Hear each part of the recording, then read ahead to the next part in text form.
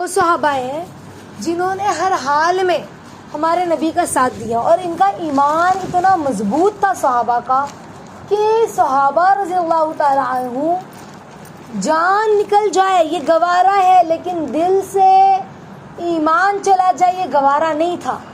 جان نکل جائے یہ گوارا ہے، لیکن زبان سے کفریہ جملہ ہم کہہ دیں یہ گوارا نہیں تھا۔ پھر جان ہی کیوں نہ لے لی جائے، لیکن وہ اللہ پر جب ایمان لا چکے تو لا چکے، سمجھ رہے؟ تو اسی طرح ہم ایک صحابی کی واقعہ پڑھنے جا رہے ہیں، حضرت ابو جندل رضی اللہ تعالیٰ عنہ اور حضرت ابو بصیر رضی اللہ تعالیٰ عنہ کا قصہ پڑھنے جا رہے ہیں کہ انہوں نے کس طرح سے اللہ اس کے رسول سے محبت کی، دین سے محبت کی۔ تو صرف واقعات کو سننے کے لیے نہیں ہے کہ او ہو کیا واقعہ تھا، رٹنے کے لیے نہیں، بلکہ ہم جو واقعہ سننے کے لیے بیٹھے ہیں صحابہ کی زندگی کو، تو ہم اللہ سے مانگ کر بیٹھے کہ اللہ ہمیں بھی صحابہ کے انوار عطا فرمائیے، ہمیں بھی ان جیسا ایمان عطا فرمائیے، سمجھ رہے؟ تو یہ واقعہ ہے 6 ہجری کا۔ 6 ہجری کہتے کسے ہیں؟ جب اچھے سے سمجھ لو ہجری کسے کہتے ہیں، یہ کچھ پوائنٹس کی باتیں وقتاً فوقتاً آپ لوگوں کے سامنے آئے گی۔ اللہ کے نبی جب مکہ سے مدینہ تشریف لے گئے، کہاں سے؟ مکہ سے مدینہ ہجرت کر کے گئے، تو جو مدینہ پہنچے نا تو پھر 1 سال پورا ہوا تو 1 ہجری ہوئی، سمجھ گئے؟ 2 سال پورا ہوا تو 2 ہجری ہوئی، یعنی ہمارے نبی نے جب مدینہ ہجرت کی اس کے بعد سے جو سال کاؤنٹ شروع ہوا وہ ہجری کہلاتا ہے۔ آئی بات سمجھ میں؟ ہاں، تو ہمارے نبی جو ہے صلی اللہ علیہ وسلم 6 ہجری میں کا واقعہ ہے یہ۔ اللہ کے نبی عمرہ کے ارادے سے جب مکہ تشریف لے گئے، تو جب اللہ کے نبی مکہ تشریف لے جا رہے تھے، حالانکہ ابھی مکہ فتح نہیں ہوا ہے، مکہ پہ کس کا راج ہے؟ کافروں کا اس وقت راج تھا، حکومت۔ مکہ کب فتح ہوا؟ 8 ہجری میں نا۔ کب فتح ہوا؟ 8 ہجری میں، یہ 6 ہجری کی بات ہے۔ تو جب ہمارے نبی مکہ جا رہے تھے، تشریف لے جا رہے تھے، تو کفار مکہ جو تھے ان کو یہ بات کی خبر ہو گئی، اور وہ اس خبر کو اپنی ذلت سمجھنے لگے، اس لیے انہوں نے کیا کی؟ مزاحمت کی، اور حدیبیہ میں ہمارے نبی کو رکنا پڑا۔ یعنی وہ لوگ یہ سوچنے لگے مکہ والے، اچھا کھلے عام یہ مکہ میں آئیں گے عمرہ کرنے کے لیے؟ دیکھو جو کعبہ تھا نا، میں نے آپ لوگوں کو اس سے پہلے بھی بتایا ہے، کعبہ دور جہالت میں بھی احترام سمجھا جاتا تھا، احترام کی نظر سے دیکھا جاتا تھا۔ وہاں کعبے کا جو احترام ہے نا، ہر زمانے میں آدم علیہ السلام کے آنے کے بعد سے لوگوں نے کعبے کا احترام کیا، سمجھ رہے؟ اس طرف طواف کیا، لوگ دور دور سے آتے تھے حج کرنے کے لیے، ہر طریقہ کچھ الگ الگ وہ لوگ کرتے تھے، لیکن کعبے کا طواف دور دور سے لوگ کرنے آتے تھے، سمجھ رہے؟ تو اللہ کے نبی بھی عمرہ کا ارادہ نیت باندھ کر آئے، احرام باندھ کر آئے۔ جب مکہ والوں کو پتہ چلا کہ نبی آ رہے ہیں، کیونکہ دور سے خبری آ کر دے دیتے تھے نا، سرحد کے پاس جو سپاہی ہوتے تھے کیا کہتے ہیں نگرانی کے لیے، تو انہوں نے آ کے بتا دیا کہ بھائی دستار ہے، قبیلہ جو ہے ایک فوج آ رہی ہے عمرہ کی ارادے سے نبی پاک صلی اللہ علیہ وسلم کے ساتھ۔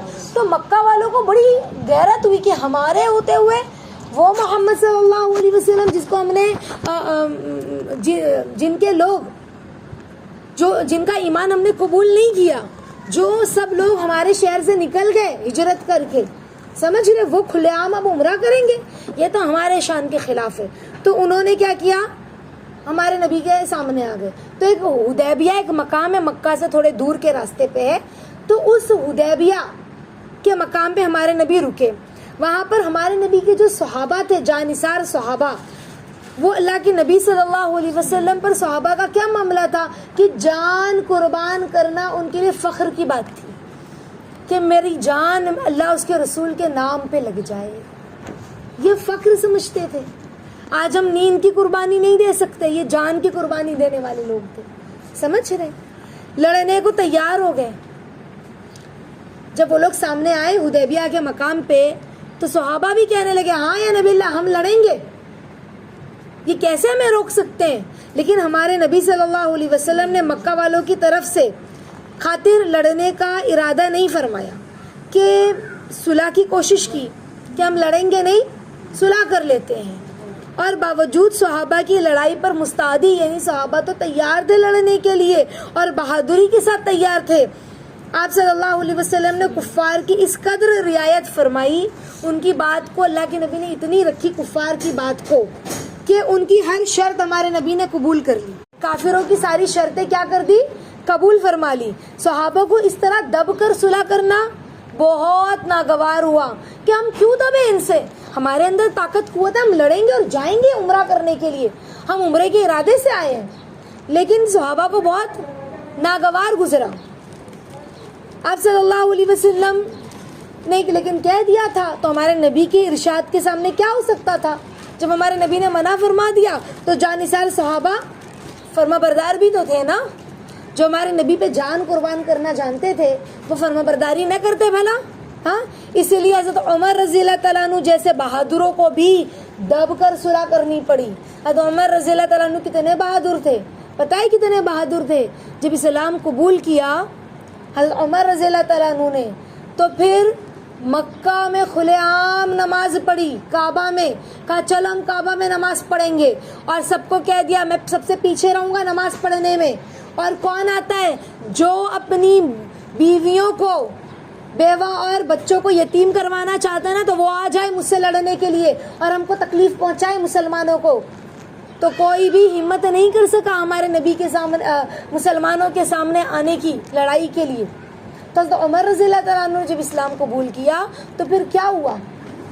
لوگ کھلے عام نماز پڑھنے لگے، ایسے بہادر، لیکن اتنے بہادر تھے، لیکن اس وقت صلح حدیبیہ کے موقع پر عمر رضی اللہ تعالیٰ عنہ کو بھی ہمارے نبی کی بات ماننی پڑی اور صلح دبنا پڑا کفار کے سامنے صلح کے لیے۔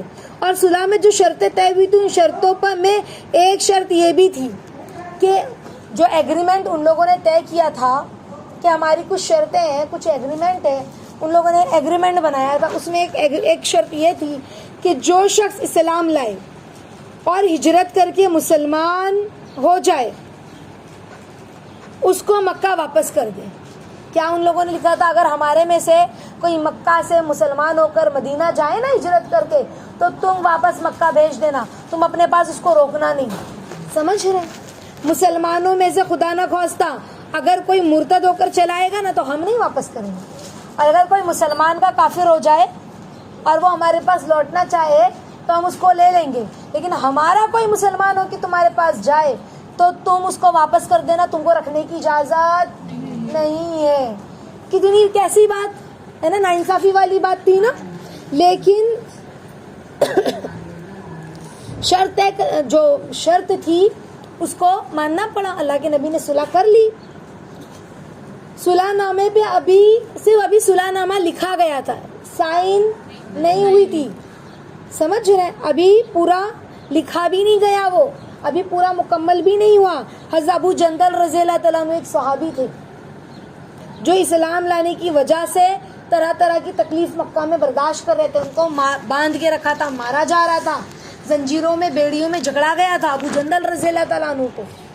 صحابہ تو چپکے جاتے تھے نا مدینہ ہجرت کر کے، مکہ والے ان کو تھوڑی نکل کے جانے دیتے تھے مدینہ، چپکے بھاگتے تھے مسلمانوں کے مدینہ۔ تو ابو جندل رضی اللہ تعالیٰ عنہ کو پکڑا، ان کو جکڑا، ان کو مارتے تھے، ان پہ ظلم ڈھاتے تھے، اور وہ بہت تکلیفیں برداشت کر رہے تھے مکہ میں، زنجیروں میں بندھے ہوئے تھے۔ اسی حالت میں گرتے پڑتے مسلمانوں کے لشکر میں اس امید پر پہنچے کہ ان لوگوں کی حمایت میں جا کر اس مصیبت سے مجھے چھٹکارا ملے گا۔ تو ان کے باپ جو سہیل تھے، ابو جندل رضی اللہ تعالیٰ عنہ کے والد سہیل، وہ ابھی مسلمان نہیں ہوئے تھے، اور وہ صلح نامہ میں کفار کی طرف سے وکیل تھے۔ وکیل سمجھتا ہے؟ ہاں۔ تو اس وقت تک مسلمان نہیں ہوئے تھے وہ سہیل، فتح مکہ میں وہ مسلمان ہوئے۔ کب مسلمان ہوئے وہ؟ 8 ہجری میں۔ کون؟ سہیل۔ تو انہوں نے اپنے بیٹے کو دیکھا، ان کا بیٹا آیا ہے، تو بیٹے کو ایک تماچا مارا اور واپس لے جانے پہ اصرار کیا کہ اس کو لے جاؤ واپس۔ اللہ کے نبی صلی اللہ علیہ وسلم نے فرمایا بھی کہ ابھی تو صلح نامہ پورا لکھا بھی نہیں گیا، ابھی تو لکھا ہی جا رہا ہے نا، پورا ہوا بھی نہیں ہے، تو اسی لیے ابھی پابندی کس بات کی ہے؟ جب پورا ہو جائے تب پابندی لگانا۔ انہوں نے، ہمارے نبی نے اصرار بھی کیا، پھر اللہ کے نبی نے فرمایا اچھا کوئی بات نہیں، ایک آدمی مجھے مانگا ہی دے دو، میں اس کو مانگ رہا ہوں، مجھے دے دو بس، ابھی اس کے بعد اگر کوئی آئے گا نا تو میں نہیں لوں گا۔ اس کو دے دو مجھے، ایک مانگا ہی دے دو، اللہ کے نبی کہہ رہے ہیں۔ مگر وہ لوگ ضد پر تھے، نہیں مانے۔ ابو جندل رضی اللہ تعالیٰ عنہ نے مسلمانوں کو پکار کر فریاد بھی کی کہ میں مسلمان ہو کر آیا ہوں، کتنی مصیبتیں اٹھا چکا ہوں، اب واپس کیا جا رہا ہوں۔ اس وقت مسلمانوں کے دلوں پر کیا گزر رہی ہوگی، یہ تو اللہ ہی جانتا ہے نا، کہ ایک شخص جو مسلمان ہو کر آیا ہے اور اتنا ظلم اس پر کیا جا رہا ہے اور ہمیں دیا نہیں جا رہا ہے وہ، تو صحابہ کو کتنی غصہ آ رہی ہوگی، کتنا ان کا دل جل رہا ہوگا، ہمارے نبی کا دل کتنا دکھ رہا ہوگا۔ ہاں، اللہ ہی کو معلوم ہے وہ لوگوں کا کیا حال ہوگا۔ مگر اللہ کے نبی صلی اللہ علیہ وسلم کے ارشاد سے واپس ہوئے۔ آپ صلی اللہ علیہ وسلم نے تسلی بھی فرمائی اور صبر کرنے کا حکم بھی دیا کہ صبر کرو، اور کیا کہا، عنقریب اللہ تعالیٰ تمہارے لیے راستے نکالیں گے۔ صلح نامہ کے مکمل ہو جانے کے بعد ایک دوسرے صحابی ابو بصیر بھی مسلمان ہو کر مدینہ پہنچے۔ اب صلح نامہ مکمل ہو گیا ہے، اب ابو بصیر رضی اللہ تعالیٰ عنہ مدینہ پہنچے ہیں۔ کہاں پہنچے؟ مدینہ، مسلمان ہو کے۔ تو کفار نے ان کو واپس بلانے کے لیے 2 آدمی بھیجے کہ ابو بصیر گیا، چلو دو ہم کو، ہم نے تو کہا تھا نا کوئی مسلمان ہو کے تمہارے پاس آئے تو تم لینا نہیں، تو دے دو۔ اللہ کے نبی نے وعدے کے مطابق انہیں واپس کر دیا۔ ابو بصیر نے کہا بھی رضی اللہ تعالیٰ عنہ نے کہ یا رسول اللہ میں مسلمان ہو کر آیا ہوں، آپ مجھے کفار کے پنجے میں پھر بھیجتے ہیں۔ تو آپ صلی اللہ علیہ وسلم نے ان سے صبر کرنے کو ارشاد فرمایا کہ صبر کرو، انشاءاللہ عنقریب تمہارے لیے اللہ راستے ضرور کھولیں گے۔ یہ صحابی جو تھے نا، ان دونوں کافروں کے ساتھ واپس ہو گئے۔ اللہ کے نبی نے جب کہا تو راستے میں ان میں سے ایک سے کہنے لگے، کون؟ ابو بصیر رضی اللہ تعالیٰ عنہ، کہ یار تیری تلوار تو بڑی نفیس معلوم ہوتی ہے، بہت اچھی لگ رہی ہے تیری تلوار۔ شیخی باز آدمی جو ہوتے ہیں نا، چڑھانے پہ چڑھ جاتے ہیں، ہاں، ذرا سی بات پر تو پھول ہی جاتا ہے۔ وہ آدمی کیا کیا، اپنی تلوار نیام سے نکالا اور کہنے لگا، ہاں میں نے بہت سارے لوگوں پر اس کا تجربہ کیا، میری تلوار تو بڑی اچھی ہے۔ تو یہ کہہ کے تلوار ابو بصیر کو دے دی، دیکھو ذرا کتنی مست تلوار ہے میری۔ اب کیا تھا، انہوں نے اسی تلوار سے اس پر حملہ کر دیا، اس شخص پر۔ دوسرے نے جب یہ دیکھا نا تو اس نے ایک کو مار دیا، اب میرا نمبر ہے، تو وہ بھاگا اور مدینہ گیا بھاگتے ہوئے۔ کدھر گیا؟ مدینہ، ہمارے نبی کے پاس۔ کون؟ وہ کافر جو لینے کے لیے آیا تھا، اور ہمارے نبی کی خدمت میں حاضر ہو کر کیا کہا، میرا ساتھی مر چکا ہے، اب میرا نمبر ہے۔ اس کے بعد پیچھے سے ابو بصیر بھی آ گئے اور عرض کیا، یا رسول اللہ آپ نے تو اپنا وعدہ پورا کر دیا نا، اب مجھے واپس مت کرنا، اب مجھے کوئی ان کے وعدے کا کوئی مجھے پرواہ نہیں ہے، جس کی ذمہ داری ہو وہ دیکھ لے، تو وہ مجھے میرے دین سے نہیں ہٹا سکتا۔ ابو بصیر کہہ رہے رضی اللہ تعالیٰ عنہ، اس لیے میں نے یہ کیا یا نبی اللہ۔ تو اللہ کے نبی نے کیا فرمایا کہ تو لڑائی بھڑکانے والا ہے، یعنی تیرے اس عمل سے مکہ اور مدینہ میں جنگ ہو سکتی ہے۔ وعدہ ٹوٹا تو جنگ ہوگی نا، ہم نے وعدہ خلافی کی تو ہمارے نبی کہہ رہے تو لڑائی بھڑکانے والا ہے۔ کسے کہہ رہے ہیں؟ ابو بصیر رضی اللہ تعالیٰ عنہ کو، جو مسلمان ہو کر آئے ہیں۔ کاش کوئی اس کا معین اور مددگار ہوتا، کوئی اس کو سمجھائے، کوئی اس کا مددگار ہوتا، جیسے ہم کہتے ہیں نا، اس طرح سے وہ اس کلام سے سمجھ گئے کہ اب بھی اگر کوئی میرے طلب میں آئے گا نا تو مجھے واپس کر دیا جائے گا۔ ابو بصیر رضی اللہ تعالیٰ عنہ سمجھ گئے، اس لیے وہ وہاں سے چل کر سمندر کے کنارے ایک جگہ آ پڑے۔ میں اور آپ ہوتے تو کیا کہتے ہیں، میں آپ کے لیے آیا ہوں یا نبی اللہ، اور آپ، ہمارا جو ایمان اس وقت ہے، ہمارا جو ایمان اس وقت ہے، اللہ ہمیں معاف فرمائے، ہم کیا کہتے ہیں، ہم آپ کے لیے آئے ہیں اور آپ ہمیں کہتے ہیں لڑائی بھڑکانے والا۔ اللہ ہمیں معاف کرے، جو ہمارا ایمان ہے نا، ہم سے یہی توقع کی جا سکتی ہے، جس طرح سے ہم دنیا میں پڑے ہوئے ہیں، ہاں۔ لیکن وہ مکہ نہیں گئے، اللہ کے نبی اب نہیں لیں گے، مکہ نہیں گئے، کدھر گئے؟ سمندر کے کنارے۔ اتنے ایمان کی فکر تھی، مسلمان ہو گئے نا، ایمان کتنا سچا ہے، یقین تھا۔ آج تھوڑا سا کوئی عالم کے بارے میں ہماری رائے میں اختلاف ہو جائے، یا کوئی عالم تھوڑا سا کوئی غلط کام کر لے تو وہ ہماری نظروں سے گر جاتا ہے نا، یا کوئی استاد کے اندر تھوڑی سی خامی نظر آئے تو ہم کہتے ہیں بھئی یہ استاد ہمارے ایسے کرتے ہیں، سمجھ رہے، یا ہمارے خلاف کوئی استاد ہماری بات کر دے ہماری شان کے خلاف تو ہمیں لگتا ہے کہ ایسا تھوڑی نہ ہوتا ہے۔ لیکن صحابہ کے نزدیک اللہ، اس کا رسول، اس کا دین کتنا اہمیت رکھتا تھا. حالانکہ اللہ کے نبی کے ساتھ زندگی گزاری ہے ابو بصیر نے. یہ تو اللہ کے نبی مدینے میں ہے اور یہ ایمان قبول کر رہے ہیں مکے میں، اور اب آئے اللہ کے نبی کے پاس. ایسا نہیں کہ اللہ کے نبی نے بہت واعظ اور نصیحت فرمائی ہے اور بہت تعلیم دی اور ہماری طرح 1-2 سال کا کورس کیا ہے یا عالمیت کا کورس کیا ہے، بہت ساری تعلیم اور اجتماع میں بیٹھے. نہیں، ایسا نہیں تھا. اپنے ایمان کی حفاظت کے لیے کہاں گئے ابو بصیر رضی اللہ تعالیٰ عنہ؟ سمندر کے کنارے. مکہ والوں کو اس قصے کا حال معلوم ہوا تو ابو جندل بھی، جن کا قصہ ہم نے بھی پہلے سنا تھا نا، وہ زنجیروں میں جکڑے ہوئے، اللہ کے نبی نے کہا تھا ایک مانگا ہی وہ دے دو، وہ بھی چپکے سے وہاں پر سمندر کے کنارے چلے گئے. کہاں چلے گئے؟ سمندر کے کنارے، جہاں ابو بصیر گئے تھے. جب پتا چلا کہ نہ مدینے میں ہے وہ نہ مکے میں، وہ تو سمندر کے کنارے چلا گیا ابو بصیر. تو جب ابو جندل رضی اللہ تعالیٰ عنہ کو معلوم پڑا تو ابو جندل بھی بھاگتے ہوئے سمندر کے کنارے آ گئے. اسی طرح جو بھی مسلمان ہوتا نا وہ ان کے ساتھ جا کر مل جاتا تھا. چند روز میں ایک مختصر سی جماعت تیار ہو گئی. اب جنگل میں جہاں نہ کھانے کا کوئی انتظام، نہ باغات، نہ آبادیاں، ان لوگوں کے لیے ان پر کیا گزر رہی ہوگی، ان کا جینا کتنا مشکل ہو رہا ہوگا نا، کھانا پینا جینا رہنا. وہ تو اللہ ہی جانتے کس طرح انہوں نے اپنے ایمان کی حفاظت کے لیے جو قربانیاں دی ہیں، اپنے آرام کی، اپنے بھوک کی، اپنے پیاس کی. مگر جن ظالموں کے ظلم سے پریشان ہو کر یہ لوگ بھاگے تھے نا، ان کا ناطقہ بند کر دیا. یعنی اب وہاں سے کوئی ان کا قافلہ گزرتا نا تو یہ لوگ کیا کرتے، حملہ کرتے اور ان کا مال لوٹ لیتے.